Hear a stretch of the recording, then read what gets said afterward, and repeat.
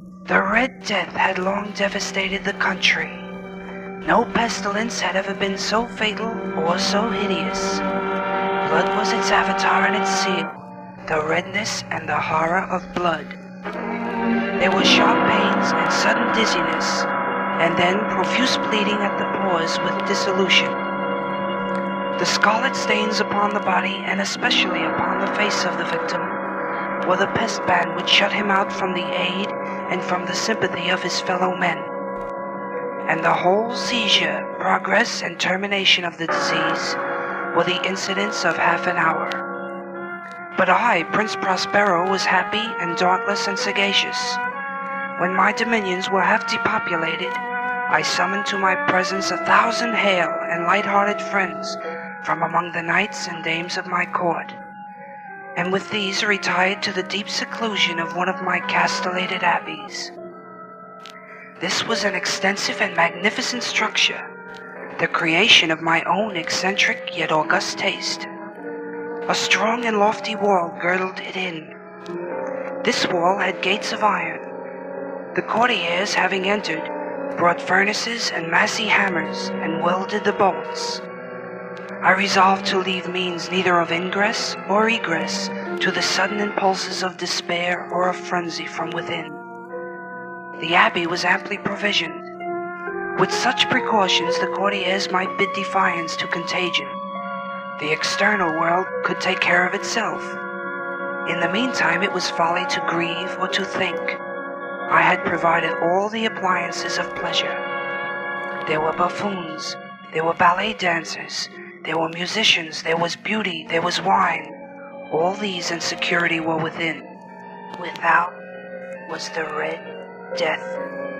It was toward the close of the 5th or the 6th month of my seclusion, and while the pestilence raged most furiously abroad, that I entertained my 1,000 friends at a masked ball of the most unusual magnificence. It was a voluptuous scene, that masquerade. But first let me tell of the rooms in which it was held. There were 7, an imperial suite. In many palaces, however, such suites form a long and straight vista, while the folding doors slide back nearly to the walls on either hand, so that the view of the whole extent is scarcely impeded. Here the case was very different, as might have been expected from my love of the bizarre. The apartments were so irregularly disposed that the vision embraced but little more than one at a time. There was a sharp turn at every 20 or 30 yards, and at each turn a novel effect.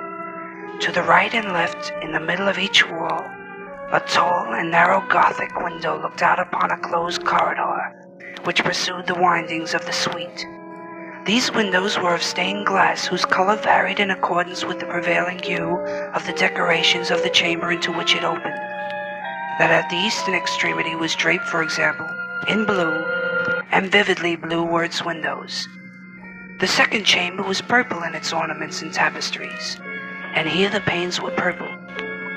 The third was green throughout, and so were the casements. The fourth was furnished and lighted with orange, the fifth with white, the sixth with violet. The seventh apartment was closely shrouded in black velvet tapestries that hung all down the ceiling and down the walls, falling in heavy folds upon a carpet of the same material and hue. But in this chamber only, the color of the windows failed to correspond with the decorations. The panes here were scarlet, a deep blood color. Now in no one of the 7 apartments was there any lamp or candelabrum. Amid the profusion of golden ornaments that lay scattered to and fro or depended from the roof, there was no light of any kind emanating from lamp or candle within the suite of the chambers. But in the corridors that followed the suite, there stood, opposite to each window, a heavy tripod bearing a brazier of fire that projected its rays through the tinted glass and so glaringly illuminated the room. And thus were produced a multitude of gaudy and fantastic appearances. But in the western or black chamber, the effect of the firelight that streamed upon the dark hangings through the blood-tinted panes was ghastly in the extreme, and produced so wild a look upon the countenances of those who entered that there were few in the company bold enough to set foot within its precincts at all. It was in this apartment also that there stood against the western wall a gigantic clock of ebony. Its pendulum swung to and fro with a dull, heavy, monotonous clang, and when the minute hand made the circuit of the face and the hour was to be stricken, there came from the brazen lungs of the clock a sound which was clear and loud and deep and exceedingly musical, but of so peculiar a note and emphasis that at each lapse of an hour the musicians of the orchestra were constrained to pause momentarily in their performance to hearken to the sound, and thus the waltzers perforce ceased their evolutions, and there was a brief disconcert of the whole gay company, and, while the chimes of the clock yet rang, it was observed that the giddiest grew pale, and the more aged and sedate passed their hands over their brows, as if in confused reverie or meditation. But when the echoes had fully ceased, a light laughter at once pervaded the assembly. The musicians looked at each other and smiled, as if at their own nervousness and folly, and made whispering vows to each other that the next chiming of the clock should produce in no similar emotion. And then, after the lapse of 60 minutes, which embraced 3,600 seconds of the time that flies, there came yet another chiming of the clock, and then with the same disconcert and tremulousness and meditation as before. But in spite of these things, it was a gay and magnificent revel. My tastes were peculiar. I had a fine eye for colors and effects. I disregarded the decor of mere fashion. My plans were bold and fiery. My conceptions glowed with barbaric luster. There are some who would have thought me mad. My followers felt that I was not. It was necessary to hear and see and touch me to be sure that I was not. I had directed in great part the movable embellishments of the 7 chambers. Upon occasion of this great feat, it was my own guiding taste which had given character to the masqueraders. Be sure they were grotesque. There was much glare and glitter and piquancy and phantasm, much of what has been since seen in Hernani. There were arabesque figures with unsuited limbs and appointments. There were delirious fancies such as the madman fashions. There was much of the beautiful, much of the wanton, much of the bizarre, and something of the terrible, and not a little of what might have excited disgust. To and fro in the 7 chambers there stalked, in fact, a multitude of dreams, and these, the dreams, writhed in and about, taking you from the rooms, and causing the wild music of the orchestra to seem as the echo of their steps. And anon, there strikes the ebony clock which stands in the hall of velvet, and then, for a moment, all is still, and all is silent save the voice of the clock. The dreams are stiff frozen as they stand, but the echoes of the chime die away. They have endured but an instant, and a light, half-subdued laughter floats after them as they depart.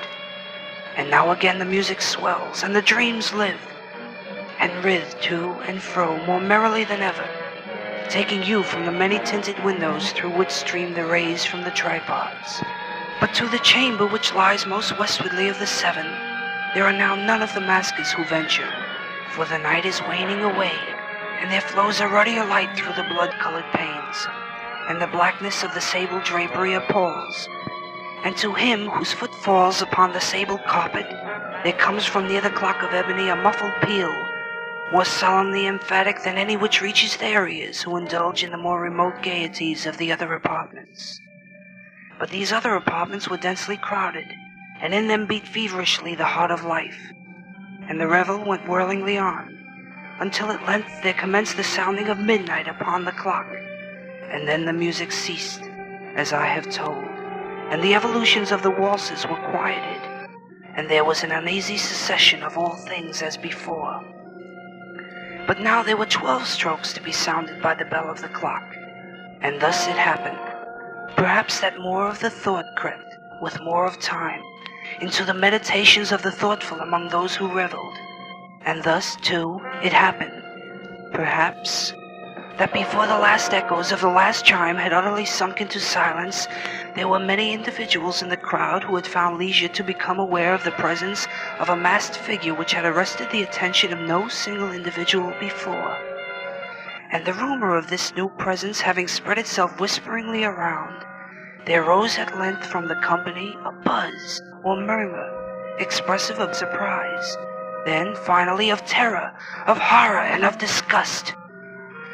In an assembly of phantasms such as I have painted, it may well be supposed that no ordinary appearance could have excited such sensation.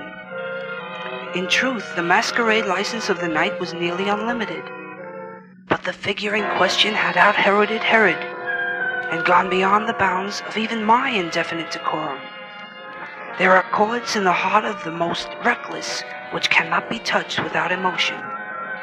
Even with the utterly lost, to whom life and death are equally jests, there are matters of which no jest can be made.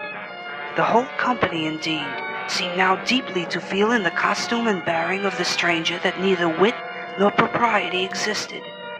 The figure was tall and gaunt, and shrouded from head to foot in the habiliments of a grave. The mask which concealed the visage was made so nearly to resemble the countenance of a stiffened corpse that the closest scrutiny must have had difficulty in detecting the cheat. And yet, all this might have been endured, if not approved, by the mad revelers around. But the mummer had gone so far as to assume the type of the Red Death. His vesture was dabbled in blood, and his broad brow, with all the features of the face, was besprinkled with the scarlet horror.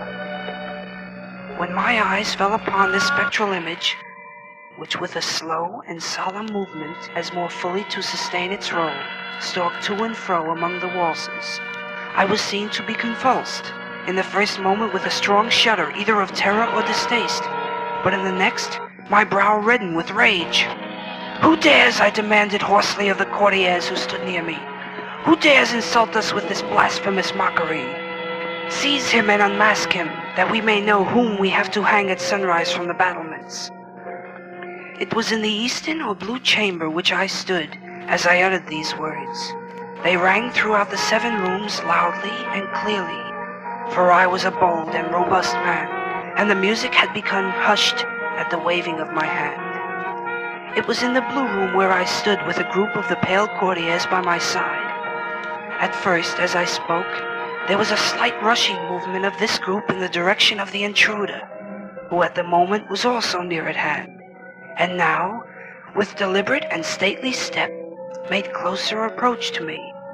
But from a certain nameless awe, with which the mad assumptions of the mummer had inspired the whole party, there were found none who put forth hand to seize him, so that unimpeded he passed within a yard of my person, and while the vast assembly, as if with one impulse, shrank from the centers of the rooms to the walls, he made his way uninterruptedly, but with the same solemn and measured step which had distinguished him from the first, through the blue chamber into the purple, through the purple to the green, through the green to the orange, through this again to the white, and even thence to the violet, ere a decided movement had been made to arrest him.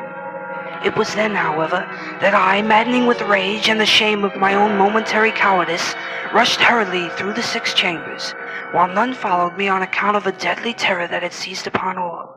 I bore aloft a drawn dagger, and had approached in rapid impetuosity to within 3 or 4 feet of the retreating figure, when the latter, having attained the extremity of the velvet apartment, turned suddenly and confronted me. Mine was a sharp cry, and the dagger dropped gleaming upon the sable carpet.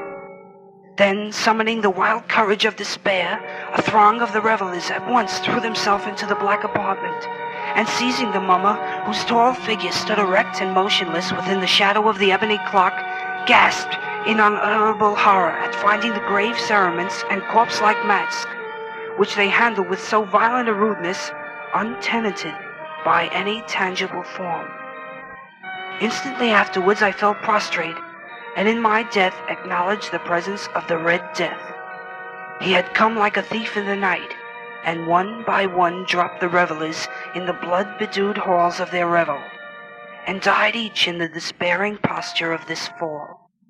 And the life of the ebony clock went out with that of the last of the gay.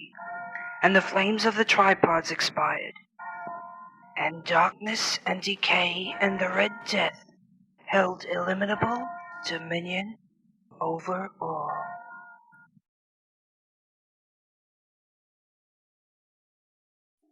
What I have now to tell is of my own actual knowledge, of my own positive and personal experience. For several years I had been subject to attacks of the singular disorder which physicians have agreed to term catalepsy, in default of a more definite title. Although both the immediate and predisposing causes, and even the actual diagnosis of this disease are still mysteries, its obvious and apparent character is sufficiently well understood. Its variations seem to be chiefly of degree. Sometimes the patient lies for a day only, or even for a shorter period, in a species of exaggerated lethargy. He is senseless and externally motionless, but the pulsation of the heart is still faintly perceptible. Some traces of warmth remain. A slight color lingers within the center of the cheek, and upon application of a mirror to the lips, we can detect a torpid, unequal, and vacillating action of the lungs. Then again, the duration of the trance is for weeks, even for months, while the closest scrutiny and the most rigorous medical tests fail to establish any material distinction between the state of the sufferer and what we conceive of absolute death. Very usually, he is saved from premature interment solely by the knowledge of his friends that he has been previously subject to catalepsy, by the consequent suspicion excited, and, above all, by the non-appearance of decay. The advances of the malady are, luckily, gradual. The first manifestations, although marked, are unequivocal. The fits grow successively more and more distinctive, and endure each for a longer term than the preceding. In this lies the principal security from inhumation. The unfortunate whose first attack should be of the extreme character which is occasionally seen would almost inevitably be consigned alive to the tomb. My own case differed in no important particular from those mentioned in medical books. Sometimes, without any apparent cause, I sank, little by little, into a condition of hemi-syncope. And in this condition, without pain, without ability to stir, or, strictly speaking, to think, but with a dull, lethargic consciousness of life and the presence of those who surrounded my bed, I remained, until the crisis of the disease restored me, suddenly, to perfect sensation. At other times I was quickly and impetuously smitten. I grew sick and numb and chilly and dizzy, and so fell prostrate at once.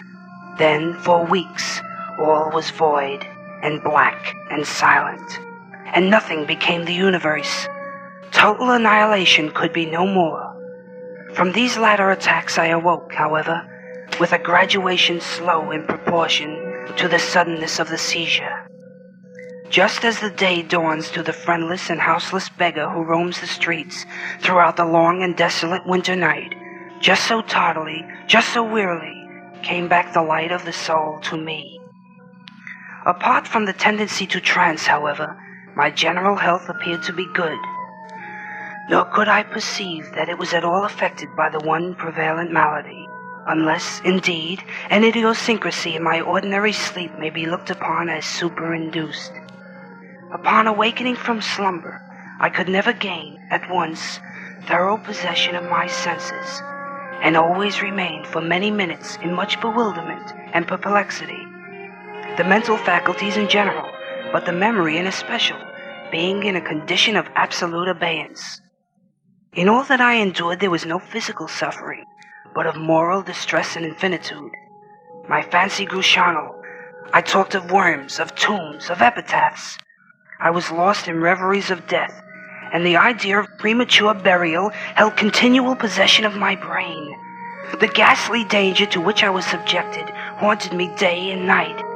In the former, the torture of meditation was excessive, in the latter, supreme. When the grim darkness overspread the earth, Then, with very horror of thought, I shook as the quivering plumes upon the hearse. When nature could endure wakefulness no longer, it was with a struggle that I consented to sleep, for I shuddered to reflect that, upon awakening, I might find myself the tenant of a grave.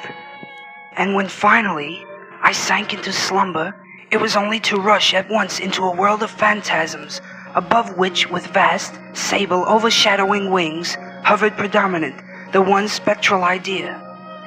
From the innumerable images of gloom which thus oppressed me in dreams, I select for record but a solitary vision. Methought I was immersed in a cataleptic trance of more than usual duration and profundity. Suddenly there came an icy hand upon my forehead, and an impatient, gibbering voice whispered the word, "Arise," within my ear. I sat erect. The darkness was total. I could not see the figure of him who had aroused me.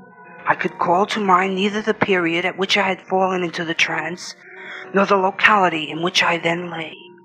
While I remained motionless and busied in the endeavors to collect my thoughts, the cold hand grasped me fiercely by the wrist, shaking it petulantly, while the voice said again, "Arise! Did I not bid thee arise?" "And who," I demanded, "art thou?" "I have no name in the regions in which I inhabit," replied the voice mournfully. "I was mortal, but am fiend. I was merciless, but am pitiful." Dost thou feel that I shudder? My teeth chatter as I speak, yet it is not with the chilliness of the night without end. But this hideousness is unsufferable. How canst thou tranquilly sleep? I cannot rest for the cry of these great agonies. These sights are more than I can bear. Get thee up, come with me into the outer night, and let me unfold to thee the graves. Is this not a spectacle of woe? Behold! I looked, and the unseen figure, which still grasped me by the wrist, had caused to be thrown open the graves of all mankind, and from each issued the faint phosphoric radiance of decay, so that I could see into the innermost recesses, and there view the shrouded bodies in their sad and solemn slumbers with the worm. But alas, the real sleepers were fewer by many millions than those who slumbered not at all, and there was a feeble struggling, and there was general sad unrest, and from out the depths of the countless pits there came a melancholy rustling from the garments of the buried, and of those who seemed tranquilly to repose, I saw that a vast number had changed, in a greater or less degree, the rigid and uneasy position in which they had originally been entombed. And then the voice again said to me as I gazed, "Is it not? Oh, is it not a pitiful sight?" But before I could find words to reply, the figure had ceased to grasp my wrist. The phosphoric lights expired, and the graves were closed with a sudden violence, while from out them arose a tumult of despairing cries, saying again, "Is it not? Oh God, is it not a very pitiful sight?" Fantasies such as these, presenting themselves at night, extended their terrific influence far into my waking hours. My nerves became thoroughly unstrung, and I fell prey to perpetual horror. I hesitated to ride, or to walk, or to indulge in any exercise that would carry me from home. In fact, I no longer dared trust myself out of the immediate presence of those who were aware of my proneness to catalepsy, lest falling into one of my usual fits, I should be buried before my real condition could be ascertained. I doubted the care, the fidelity of my dearest friends. I dreaded that, in some trance of more than customary duration, they might be prevailed upon to regard me as irrecoverable. I even went so far as to fear that, as I occasioned much trouble, they might be glad to consider any protracted attack a sufficient excuse for getting rid of me altogether. It was in vain they endeavored to reassure me by the most solemn promises. I exacted the most sacred oaths that under no circumstances they would bury me until decomposition had so materially advanced as to render further preservation impossible. And even then my mortal terrors would listen to no reason. They would accept no consolation. I entered into a series of elaborate precautions. Among other things, I had the family vault so remodeled as to admit of being readily opened from within. The slightest pressure upon a long lever that extended far into the tomb would cause the iron portals to fly back. There were arrangements also for the free admission of air and light, and convenient receptacles for food and water within immediate reach from the coffin intended for my reception.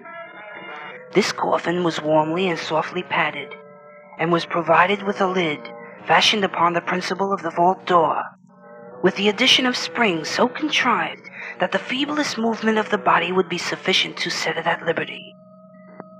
Besides all this, there was suspended from the roof of the tomb a large bell, the rope of which, it was designed, should extend through a hole in the coffin, and so be fastened to one of the hands of the corpse. But alas, what avails the vigilance against the destiny of man? Not even these well-contrived securities suffice to save from the uttermost agonies of living inhumation. A wretch to these agonies foredoomed. There arrived an epoch, as often before there had arrived, in which I found myself emerging from total unconsciousness into the first feeble and indefinite sense of existence. Slowly, with a tortoise gradation, approached the faint gray of dawn of the cycle day, a torpid uneasiness, an apathetic endurance of dull pain. No care, no hope, no effort. Then, after a long interval, a ringing in the ears. Then, after a lapse still longer, a pricking or tingling sensation in the extremities. Then, seemingly eternal period of pleasurable quiescence, during which the awakening feelings are struggling into thought. Then a brief resinking into non-entity. Then a sudden recovery. At length the slight quivering of an eyelid, and immediately thereupon an electric shock of terror, deadly and indefinite, which sends the blood in torrents from the temples to the heart, and now the first positive effort to think, and now the first endeavor to remember, and now a partial evanescent success, and now the memory has so far regained its dominion that, in some measure, I am cognizant of my state.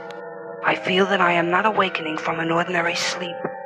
I recollect that I have been subject to catalepsy, and now, at last, as if by the rush of an ocean, my shuddering spirit is overwhelmed by the one grim danger, by the one spectral and ever-prevalent idea. For some minutes this fancy possessed me. I remained without motion, and why? I could not summon courage to move. I dared not make the effort which was to satisfy me of my fate. And yet there was something at my heart which whispered to me it was sure. Despair, such as no other species of wretchedness ever calls into being. Despair alone urged me, after long irresolution, to uplift the heavy lids of my eyes. I uplifted them. It was dark, all dark. I knew that the fit was over. I knew that the crisis of my disorder had long passed. I knew that I had now fully recovered the use of my visual faculties.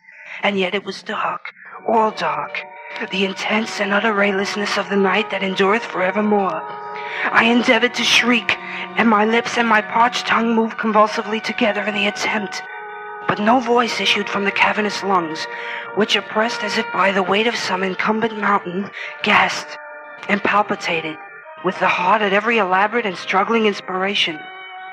The movement of the jaws in this effort to cry aloud showed me that they were bound up, as usual with the dead. I felt, too, that I lay upon some hard substance, and by something similar my sides were also closely compressed. So far, I had not ventured to stir any of my limbs, but now I violently threw up my arms, which had been lying at length, with the wrists crossed. They struck a solid wooden substance, which extended above my person at an elevation of not more than 6 inches from my face. I could no longer doubt that I reposed within a coffin at last. And now, amid all my infinite miseries, came sweetly the cherub hope, for I thought of my precautions. I made spasmodic exertions to force open the lid. It would not move. I felt my wrist for the bell rope. It was not to be found.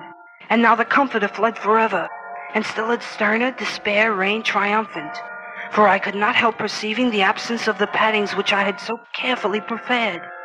And then, too, there came suddenly to my nostrils the strong, peculiar odor of moist earth. The conclusion was irresistible. I was not within the vault. I had fallen into a trance while absent from home, while among strangers.